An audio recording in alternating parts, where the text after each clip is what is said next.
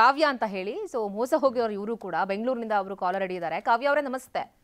ನಮಸ್ತೆ ma'am. So ತಾವ್ ಯಾವ ರೀತಿಯಾಗಿ ಮೋಸ ಹೋಗಿದ್ದೀರಿ? ತಾವ್ ಎಷ್ಟು ದುಡ್ಡು ಕೊಟ್ಟಿದ್ರಿ? ಇದೇ ನಿಶಾ ನರಸಪ್ಪಂಗೆ ದುಡ್ಡು ಕೊಟ್ಟಿದ್ರಾ ಹೇಗೆ ಕಾವ್ಯ ಅವರೇ? ಹೌದು, ನಿಶಾ ನರಸಪ್ಪ ಅವರಿಗೆ ದುಡ್ಡು ಕೊಟ್ಟಿದ್ದು. ಅವರು ನಮ್ಮನ್ನ ಇನ್ಸ್ಟಾಗ್ರಾಮ್ ಅಲ್ಲಿ ಕಾಂಟ್ಯಾಕ್ಟ್ ಮಾಡಿದ್ರು. ಓಕೆ. ನಮ್ದು ಸಿಹಿ ಸ್ವರ್ಗ ಅಂತ ಯೂಟ್ಯೂಬ್ ಚಾನಲ್ ಇದೆ ಮಗಳದು. ಅದ್ರಲ್ಲಿ ಅವಳ ವಿಡಿಯೋಸ್ ಅದು ಇದು ಅಪ್ಲೋಡ್ ಮಾಡ್ತಾ ಇರ್ತೀವಿ. ಅಲ್ಲಿ ತುಂಬಾ ಆಕ್ಟಿವ್ ಇದ್ದಾಳೆ, ಸ್ಮಾರ್ಟ್ ಇದ್ದಾಳೆ, ಚೆನ್ನಾಗಿ ಆಕ್ಟ್ ಮಾಡ್ತಾಳೆ ಅಂತ ನಮ್ಮಿಂದ ಬಿದ್ರು. ನನ್ನ ಹಸ್ಬೆಂಡ್ ಅವನು ಚೆನ್ನಾಗಿ ಮಾಡ್ತಾಳಲ್ಲ ಮಗಳು, ಅವಳ ಆಪರ್ಚುನಿಟಿ ಬಂದಿದ್ರೆ ಮಾಡ್ಲಿ ಬಿಡು ಅಂತ ನಾವು ದುಡ್ಡು ಕಟ್ಟಿದ್ವಿ. ಬ್ರೋಗೌಡ ಜೊತೆ ಆಲ್ಬಮ್ ಸಾಂಗ್ ಇದೆ ಅಂತ ಹೇಳಿ. ಓಕೆ.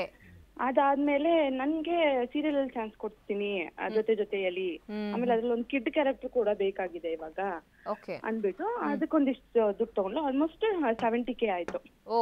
ಆಮೇಲೆ ನಮ್ ಸಿಸ್ಟರ್ ಒಬ್ರಿದ್ದಾರೆ, ಪಾರ್ಟ್ನರ್ಶಿಪ್ ಅಲ್ಲಿ ನಾನು ನೀವು ಶೋ ಮಾಡೋಣ, ಬ್ರ್ಯಾಂಡ್ ಓಪನಿಂಗ್ ಮಾಡೋಣ ಅಂತ ಅನ್ಬಿಟ್ಟು ಅವ್ರ ಹತ್ರ 25 lakhs ತಗೊಂಡಿದ್ದಾಳೆ.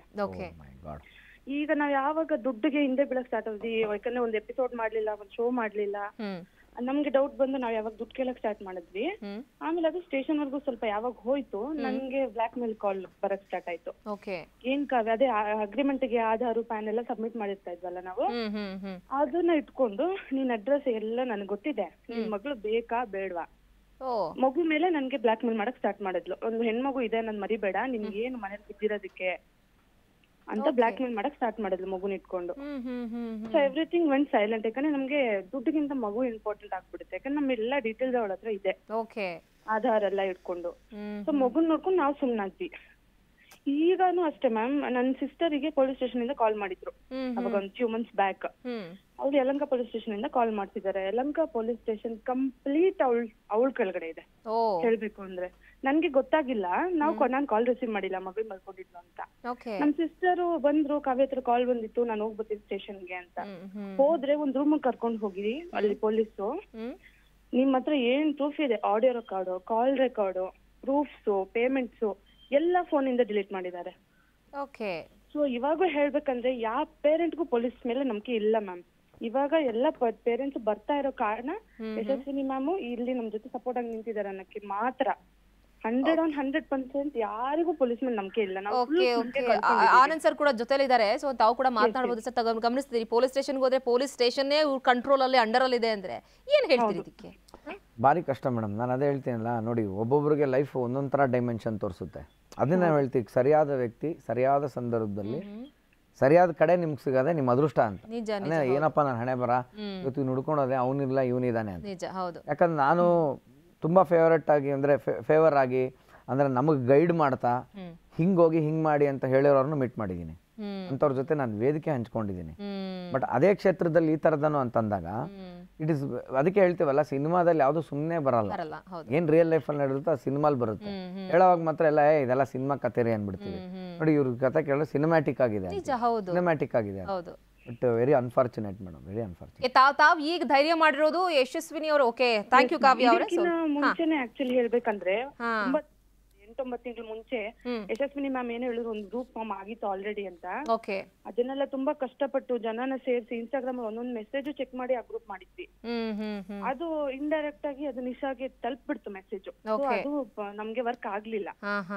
ಅವಳಿಗೆ ಯಶಸ್ವಿನಿ ಮ್ಯಾಮ್ ತುಂಬಾ ಪ್ಲಾನ್ಸ್ ಮಾಡಿದ್ರು ಅವಾಗ ಈ ತರ ಕರ್ಸ್ಕೊಳ್ಳೋದಕ್ಕೆ ಎಲ್ಲ. ಅವಳಿಗೆ ಗೊತ್ತಾದ್ಮೇಲೆ ಅವಳು ಮ್ಯಾಮ್ ಫೋನ್ ಮಾಡ್ದಾಗೆಲ್ಲ ನಾನ್ ಬಿಸಿ ಇದೀನಿ, ನಾನ್ ಸಿಗಕ್ಕಾಗಲ್ಲ, ಈ ತರ ಎಸ್ಕೇಪ್ ಆಗ್ಬಿಟ್ಲು.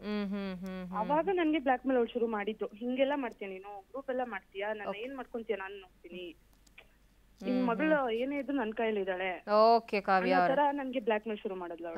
ಓಕೆ, ಥ್ಯಾಂಕ್ ಯು ಕಾವ್ಯ ಅವರೇ, ನೀವು ಸೆಟ್ಟಿನ ಜೊತೆ ಮಾತನಾಡಿದ್ದಕ್ಕೆ. ಇದೀಗ ಮತ್ತೊಬ್ರು ಮೋಸ ಹೋಗಿರೋರು, ಬಟ್ ಅವ್ರ ಹೆಸರನ್ನ ಹೇಳ್ಕೊಳ್ಳಿಕ್ಕೆ ಇಷ್ಟಪಡ್ತಾ ಇಲ್ಲ. ಸೊ ಅವ್ರು ನಮ್ ಜೊತೆ ದೂರವಾಣಿ ಸಂಪರ್ಕಕ್ಕೆ ಸಿಗ್ತಾ ಇದ್ದಾರೆ. ನಮಸ್ತೆ. ನಮಸ್ತೆ ಮೇಡಮ್. ಏನ್ ಹೇಳ್ತೀರಾ ಮೇಡಮ್, ತಾವ್ ಯಾವ ರೀತಿ ಮೋಸ ಹೋಗಿದ್ದೀರಿ, ಎಷ್ಟು ದುಡ್ಡು ಕೊಟ್ಟಿದ್ದೀರಿ? ಮೇಡಮ್ ಫಸ್ಟ್ ಇದೇ ತರ ಫ್ಯಾಷನ್ ಶೋ ಕಿಡ್ಸ್ದು ಅಂತ ಹೇಳಿ ಕಾಂಟ್ಯಾಕ್ಟ್ ಮಾಡಿ ಮಗುದ್ ಇದೆಲ್ಲ ಮಾಡಿದ್ರು.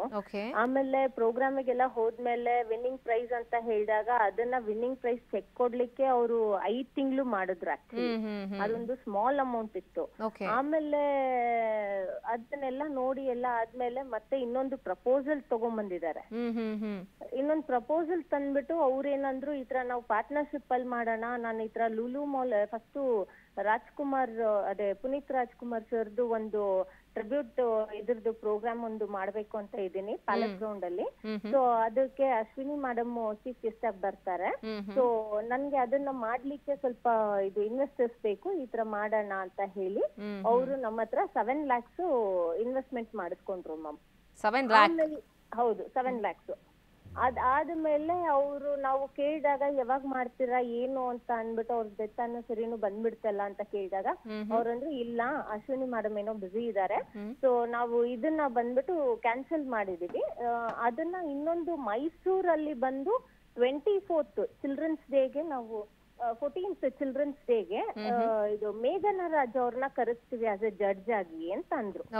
ನಾವು ಆಮೇಲೆ ಓಕೆ ಅಂತ ಅದನ್ನು ಒಪ್ಕೊಂಡೆಲ್ಲ ಇದ್ ಮಾಡ್ಕೊಂಡ್ಮೇಲೆ ಮತ್ತೆ ಅದು 14th ಏನಕ್ ಮಾಡ್ತಿಲ್ಲ ಅಂತ ಕೇಳಾಗ ಇಲ್ಲ ಅದೇನೋ ಸ್ವಲ್ಪ ದೂರ ಆಯ್ತು, ಮೈಸೂರ್ ಕಡೆಗಾಯ್ತು, ಇವಾಗ ಬ್ಯಾಂಗ್ಳೂರಿಂದ ಎಲ್ಲ ಅಲ್ಲಿಗೆ ಟ್ರಾವೆಲ್ ಮಾಡ್ಲಿಕ್ಕೆ ಅವ್ರಿಗೂ ಕೆಲ್ಸ ಅದು ಇದು ಇರುತ್ತೆ, ಸೊ ಹಾಗಾಗಿ ನಾವ್ ಅದನ್ನ ಕ್ಯಾನ್ಸಲ್ ಮಾಡ್ತಿದೀವಿ. ನಾವು ಕ್ರಿಸ್ಮಸ್ಗೆ ಲುಲು ಮಾಲ್ ಅಲ್ಲಿ ಮಾಡ್ತೀವಿ, 20th ಡಿಸೆಂಬರ್ಗೆ ನಾವು ಮಕ್ಳು ಫ್ಯಾಷನ್ ಶೋಸ್ ಅದು ಇದು ಎಲ್ಲ ಮಾಡ್ತಿದೀವಿ ಅಂತ ಹೇಳ್ಬಿಟ್ಟು ನಮ್ಮನ್ನ ಮತ್ತೆ ಹಾಗೆ ಅವಾಯ್ಡ್ ಮಾಡ್ತಾನೆ ಬಂದ್ರು. ಅಂದ್ರೆ ಇದ್ರ ರೀಸನ್ಸ್ ಕಂಟಿನ್ಯೂಸ್ ಕೊಡ್ತಾ ಬರ್ತಿದ್ರು. ಅದ್ರಲ್ಲಿ ಬಂದ್ಬಿಟ್ಟು ಮೇಘನಾ ರಾಜ್ ಮೇಡಮು ಮತ್ತೆ ರಘು ದೀಕ್ಷಿತ್ ಅವರು ಮತ್ತೆ ಇದು ನಿರಂಜನ್ ಸರ್ ಅವರು ಇವರೆಲ್ಲ ಬರ್ತಾರೆ. ಮಕ್ಕಳದು ಮತ್ತೆ ಬ್ರಾಂಡ್ ಕ್ಲೋತಿಂಗ್ಸ್ ಬಂದು ಅಲ್ಲಿರೋ ಶೋರೂಮ್ ಸ್ಪಾನ್ಸರ್ ಮಾಡ್ತಿದ್ದಾರೆ. ವಿನ್ನಿಂಗ್ ಪ್ರೈಸಸ್ ಆತರ ಎಲ್ಲ ಇರುತ್ತೆ, ಸೊ ಬರ್ಬೋದು ಅಂತ ಹೇಳಿದ್ರು. ಮೇಡಮ್ ನಮಸ್ತೆ, ಆನಂದ್ ಮಾತಾಡೋದು. ಹಾ ನಮಸ್ತೆ ಸರ್. 7 ಲಕ್ಷ ಕೊಡೋವಾಗ ಏನ್ ಮೇಡಮ್ ಅದು ಡಾಕ್ಯುಮೆಂಟ್ ಏನಿತ್ತು, ನೀವು ಸುಮ್ ಕೊಟ್ರಾ ಏನ್ ನೋಡ್ಕೊಟ್ರಿ ನೀವು? ಇಲ್ಲ ಸರ್, ನಾನ್ ಆಕ್ಚುಲಿ ಲೀಗಲ್ ಆಗಿ ಅಗ್ರಿಮೆಂಟ್ ಕಾಪಿ ಮಾಡಿಸಿ ಅವ್ರದ್ದು GST ಸರ್ಟಿಫಿಕೇಟ್ ಕೊಟ್ರು, ಅಟ್ಯಾಚ್ ಮಾಡೋದು GST ಸರ್ಟಿಫಿಕೇಟ್. ಅಗ್ರಿಮೆಂಟ್ ಕಾಪಿ ಓದಿದ್ರಾ ಫುಲ್? ಓದಿದ್ದೀನಿ ಸರ್, ಅದ್ರಲ್ಲಿ ಇದು ಈವೆಂಟ್ಸ್ ಅಂತಾನೆ ಮೆನ್ಷನ್ ಆಗಿತ್ತು. ಅದಲ್ಲ, ಅದರಲ್ಲಿ ಕೆಲವೊಂದು ಫ್ರೀಸಿಂಗ್ ಕ್ಲಾಸ್, ಪಾಸಿಂಗ್ ಕ್ಲಾಸ್ ಅಂತೆಲ್ಲ ಇರ್ತವೆ. ಇಲ್ಲ ಆತರ ಕ್ಲಾಸಸ್ ಏನು ಅವರು ಬರ್ದಿರ್ಲಿಲ್ಲ. ಅವ್ರೇನಂದಿದ್ದು ಇದು investment period of time start ಮಾಡಿರೋದು, this will be the amount and profit ಇಷ್ಟು % ಇರುತ್ತೆ. ನಾವ್ ಅಕಸ್ಮಾತ್ ಏನಾದ್ರು ಆ ಡೇಟ್ ಅಲ್ಲಿ ನಾವೇನಾದ್ರು ಪೇಮೆಂಟ್ ಕೊಡ್ಲಿಲ್ಲ ಅಂತಂದ್ರೆ ಎಕ್ಸ್ಟ್ರಾ 5% ಇಂಟ್ರೆಸ್ಟ್ ಆಡ್ ಮಾಡಿ ಕೊಡ್ತೀವಿ ಅಂತ ಹೇಳಿ ಬರ್ದಿದ್ದಾರೆ. ಮತ್ತೆ ಈ ಅಗ್ರಿಮೆಂಟ್ ನ ನೋಟ್ರಿ ಮಾಡಿಸಿ ಇದು ಮಾಡಿ ಸೈನ್ ಹಾಕಿ ಅವ್ರದ್ದು ಪ್ಯಾನ್ ಕಾರ್ಡು, ಆಧಾರ್ ಕಾರ್ಡು ಎಲ್ಲ ಅಟ್ಯಾಚ್ ಮಾಡಿ ಕೊಟ್ಟಿದ್ದಾರೆ. ಸೊ ಅದಾದ ನಂತರ ನಾನು ಇವಾಗ ಈ ತರ ಸ್ವಲ್ಪ ಬೇರೆಯವ್ರದ್ದು ಕೂಡ ಚೆಕ್ ಬೌನ್ಸಸ್ ಆತರ ಈ ತರ ಎಲ್ಲ ಹಾಕ್ತಿತ್ತು. ಸೊ ನಾವು ಅವ್ರ ಜೊತೆ ಜಬರ್ದಸ್ತ್ ಮಾಡಿ ಎಲ್ಲ ಇದ್ ಮಾಡಿ ಆಲ್ಮೋಸ್ಟ್ ನಮಗೆಲ್ಲ ಕ್ಲಿಯರ್ ಆಗಿ ಇನ್ನು 160 ಬ್ಯಾಲೆನ್ಸ್ ಬರೋದಿದೆ ಸರ್. 1,60,000 ಬ್ಯಾಲೆನ್ಸ್ ಬರೋದಿದೆ. ಅದಕ್ಕೆ ನೋಡಿ ಇಲ್ಲಿ ಈ ಕೇಸಲ್ಲಿ ನೋಡಿ, when the document is strong, ಹೌದು, when the document ಬಂದಿದೆ ದುಡ್ಡು ವಾಪಸ್ಸು ಬಂದಿದೆ ಅಂದ್ರೆ ಸ್ವಲ್ಪ ಉಳಿದಿದೆ. 7ರಲ್ಲಿ 160 ಬ್ಯಾಲೆನ್ಸ್ ಇದೆ ಅಂದ್ರೆ ಏನೋ ಬೆಂದ ಮನೆಗೆ ಇರ್ದಿದ್ ಲಾಭ ಅಂತಾರಲ್ಲ, ಹಂಗೇನೋ ಅಟ್ಲೀಸ್ಟ್ ಬಂದಿದೆ. ಇದು ಈ ತರ ಇದ್ರಾಗ ಏನೋ ಹೋಲ್ಡ್ ಆಗುತ್ತೆ ಮೇಡಮ್, ಇಲ್ಲಾಂದ್ರೆ ಅದೇ ಭಾರಿ ಕಷ್ಟ. Thank you madam. ಸರ್ ಇವಾಗ ಇನ್ನೊಂದೇನು ಅಂದ್ರೆ ಎಲ್ಲರೂ ಕೂಡ ಯಾವಾಗ ಯಶಸ್ವಿನಿ ಅವರು ಇನಿಷಿಯೇಟಿವ್ ತಗೊಂಡು ನೀವು ಹೇಳಿದ ಮೇಲೆ ಬಂದು ಅವ್ರು ವಿಡಿಯೋ ಮಾಡಿದ್ರು, ಎಲ್ಲ ಮೀಡಿಯಾಗಳಿಗೆ ಅವರು ಬಂದು ರಿಯಾಕ್ಷನ್ ಮಾಡ್ಲಿಕ್ಕೆ ಶುರು ಮಾಡಿದ್ರು. ಆಮೇಲೆ ಒಂದೊಂದೇ ಕೇಸ್ಗಳು ದಾಖಲಾಗ್ತಾ ಇದೆ. ಫೈನಲ್ ಆಗಿ ಈಗ ಸಾಕಷ್ಟು ಜನ ಇನ್ನೊಂದೇನು ಹೇಳ್ತಾರೆ ಅಂತ ಹೇಳಿದ್ರೆ, ವಂಶಿಕಾ ಅವ್ರನ್ನ ಮುಂದಿಟ್ಕೊಂಡು ಇವರು ದುಡ್ಡು ಮಾಡ್ತಿದ್ದಾರೆ ಹಂಗೆ ಹಿಂಗೆ ಅನ್ನೋದೊಂದು ಆರೋಪಗಳು ಕೂಡ ಕೇಳಿ ಬರ್ತಾ ಇತ್ತು. ಸೊ ಕ್ವಿಕ್ ಆಗಿ ಸರ್, ಬಾಲ ಕಾರ್ಮಿಕರು ಅಂತ ಕೂಡ ಕೆಲವು ಸಲ ಹೇಳ್ಬಿಡ್ತಾರೆ. ಸೊ ಅದಕ್ಕೆ ಕ್ಲಾರಿಫಿಕೇಶನ್ ಕೊಟ್ಟು ಫೈನಲ್ ಆಗಿ ಈ ತೀರಿ ಮೋಸ ಹೋಗೋರ್ಗೆ ಏನು ಹೇಳ್ತೀರಾ ಸರ್, ಕ್ವಿಕ್ ಆಗಿ ಸರ್? ಮೇಡಮ್ ಏನಿಲ್ಲ, ಬಾಲ ಕಾರ್ಮಿಕರು ಅಂತಂದ್ರೆ ಅದರದೇ ಒಂದಷ್ಟು ಪಟ್ಟಿಗಳಿದೆ ಮೇಡಮ್. ಇವನ್ ಅದು ನಮ್ಮ ಫೀಲ್ಡ್ಗೂ ಆಕ್ಟ್ ತರ ಬಂದಿದೆ. ಅದು ಆಕ್ಚುಲಿ ಅದು ಬರಬೇಕು, ತುಂಬಾ ಒಳ್ಳೇದಂತ ನಾವು ಹೇಳೋದು. ಇವಾಗ ಎಲ್ಲಾರನ್ನೂ ಆ ಥರ ಚಿಕ್ಕ ವಯಸ್ಸಲ್ಲಿ ಮಾಡಿದಾರಲ್ಲ ಬಾಲ ಕಾರ್ಮಿಕರು ಅಂದ್ರೆ, ನಾನು, ಬೇಬಿ ಶಾಮ್ಲಿ, ಮಂಜು ಅವರು, ಇನ್ನು ಯಾರು ಆಗ್ಬಿಡ್ತಾರೆ. ಬೇಡ, ತೆಂಡೂಲ್ಕರ್ ಅವರು ಬಾಲ ಕಾರ್ಮಿಕರಾಗ್ಬಿಡ್ತಾರೆ. ಯಾಕಂದ್ರೆ ಓದ್ಬಿಟ್ಬಿಡ್ತಾನೆ ಅವ್ರು ಕ್ರಿಕೆಟ್ ಆಡಕ್ ಹೋಗಿದ್ದು. ಮತ್ತೆ ಅವ್ರ ಅಪ್ಪ ಅವಾಗ ಕ್ರಿಕೆಟ್ ಏನಕ್ಕೆ ಆಡಕ್ ಕಳಿಸಿದ್ರು.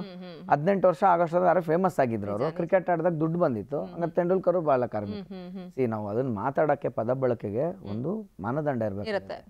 ಹಂಗ್ ಬರೋದಿಲ್ಲ ಅದು. ಒಟ್ಟಿಗೆ ಇಟ್ಟು ಹಾಕ್ದಿರಾ ದುಡಿಸ್ಕೊಂಡು ಒಂದ್ ಕಡೆ ಕೂಡ ಹಾಕಿ ಅವ್ರಿಗೆ ವಿದ್ಯಾಭ್ಯಾಸ ಕೊಡದೆ ಅದನ್ನ ಮಾಡಿದಾಗ ಕಾರ್ಮಿಕರು ಅಥವಾ ವಾಟ್ ಎವರ್ ಆ ಸೆಗ್ಮೆಂಟ್ಗೆ ಅವ್ರನ್ನ ಬೀಳ್ಲಿ.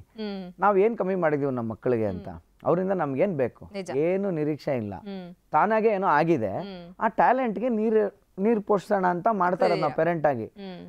ನಾನು ಪೋಸ್ಟ್ ಆಫೀಸ್ಗಳಲ್ಲಿ, ಬ್ಯಾಂಕ್ಗಳಲ್ಲಿ ಮಕ್ಳು ರಿಲೇಟೆಡ್ ಥಿಂಕ್ ಮಾಡಿರೋಷ್ಟು ಪಾಲಿಸಿಗಳೆಲ್ಲ ಕೇಳ್ಬಿಟ್ಟು, ರಕ್ಷಿತಾ ಅವರೇ ಒಂದ್ಸತಿ ಏನೋ ಆನಂದ ಇಷ್ಟೊಂದು ಎಲ್ಲ ನಿಂಗೆ ಗೊತ್ತೇನೋ, ನೀನು ಒಳ್ಳೆ ಫಾದರ್ ಕಣೋ, ಒಳ್ಳೆ ಡೆಪಾಸಿಟ್ಸ್ ಎಲ್ಲ ತಿಳ್ಕೊಂಡಿದ್ಯಾ ಅಂತ. ಸೊ ಹಾಗಾಗಿ ನನ್ನ ಮಗಳಿಗೆ ಏನು ಮಾಡೋ ಫಾದರ್ ಆಗಿ ನನಗೆ ಗೊತ್ತು, ನಾನು ಅವಳನ್ನೇನು ಬಾಲ ಕಾರ್ಮಿಕಾಗಿ ನಾನು ಟ್ರೀಟ್ ಮಾಡ್ತಿಲ್ಲ ಅಥವಾ ಯಾವ ಥರ ಮಾಡೋರು ಇಲ್ಲ.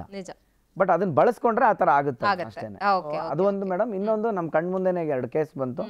ಒಂದು ಡಾಕ್ಯುಮೆಂಟ್ ಸ್ಟ್ರಾಂಗ್ ಆದಾಗ ರಿಕವರಿ ಆಗಿದೆ, ಡಾಕ್ಯುಮೆಂಟ್ ಇಲ್ಲ ಅಂದ್ರೆ ಹಿಂಗಾಗುತ್ತೆ. ಸೊ ಯಾರೇ ಆಗ್ಲಿ ಸುಮ್ಮನೆ ಏನೋ ಹೇಳ್ತಾರೆ ಅಂದ ತಕ್ಷಣ ಮಾಡಕ್ಕಾಗಲ್ಲ. ಸಕ್ಸಸ್ ನ ಟ್ಯಾಲೆಂಟ್ ನ ದುಡ್ಡು ಕೊಟ್ಟು ಪರ್ಚೇಸ್ ಮಾಡಕ್ಕಾಗಲ್ಲ. ಯಾವುದೇ ಕ್ಷೇತ್ರ ಆಗ್ಲಿ ಸೈಕಲ್ ಹೊಡೆದೇನೆ ವಿನ್ನಿಂಗ್ ಲೈನ್ ಹೋಗ್ಬೇಕಷ್ಟೇ. ಎಕ್ಸಾಕ್ಟ್ಲಿ ಸರ್, ಸಾಕಷ್ಟು ವಿಚಾರಗಳನ್ನ ತಿಳಿಸ್ಕೊಟ್ರಿ. ಜೊತೆಗೆ ಪೇರೆಂಟ್ಸ್ ಆದವರು ಯಾವ ರೀತಿಯಾಗಿ ಎಚ್ಚರಿಕೆಯಿಂದ ಇರಬೇಕು ಅಂತ ಕೂಡ ಒಂದು ಮೆಸೇಜ್ ಅನ್ನ ನೀವು ಕೊಟ್ರಿ. Thank you so much sir ಇಷ್ಟೊತ್ತು ನಮ್ಮ ಸ್ಟುಡಿಯೋದಲ್ಲಿ ಜಾಯ್ನ್ ಆಗಿದ್ದಕ್ಕೆ. ನೋಡಿದ್ರಲ್ಲ ವೀಕ್ಷಕರೇ, ಸೊ ಮೋಸ ಹೋಗೋರು ಎಲ್ಲಿ ತನಕ ಇರ್ತಾರೋ ಈ ರೀತಿಯಾಗಿ ಮೋಸ ಮಾಡೋರು ಕೂಡ ಅದೇ ರೀತಿಯಾಗಿರ್ತಾರೆ. ನೀವೇನಾದ್ರೂ ಈ ರೀತಿಯಾಗಿ ದುಡ್ಡು ಕೊಡಬೇಕು ಅಂತ ಹೇಳಿದಾಗ ಹಿಂದೂ ಮುಂದೆ 10 ಸಾರಿ ಯೋಚನೆ ಮಾಡಿ ಇದಕ್ಕೆ ವರ್ತಾ ನಾವು ಕೊಡ್ತಾ ಇರೋದು ಇಲ್ವಾ ಏನು ಅಂತ ಹೇಳಿ 100 ಸಲ ಯೋಚನೆ ಮಾಡಿ ದುಡ್ಡನ್ನ ಇನ್ವೆಸ್ಟ್ ಮಾಡಿ ಅಂತ ಹೇಳ್ತಾ ಯಾರು ಮೋಸ ಹೋಗಬೇಡಿ, ಇನ್ಮೇಲಾದ್ರೂ ಎಚ್ಚೆತ್ಕೊಳ್ಳಿ ಅಂತ ಹೇಳ್ತಾ ಈ ವಿಶೇಷ ಚರ್ಚಾ ಕಾರ್ಯಕ್ರಮ ಮುಗಿಸ್ತಾ ಇದ್ದೀನಿ. ನಮಸ್ಕಾರ. ನೋಡ್ತಾ ಇರಿ ನ್ಯೂಸ್ 18, ಜಾಲ ನಮ್ಮದು, ಬಲ ನಿಮ್ಮದು.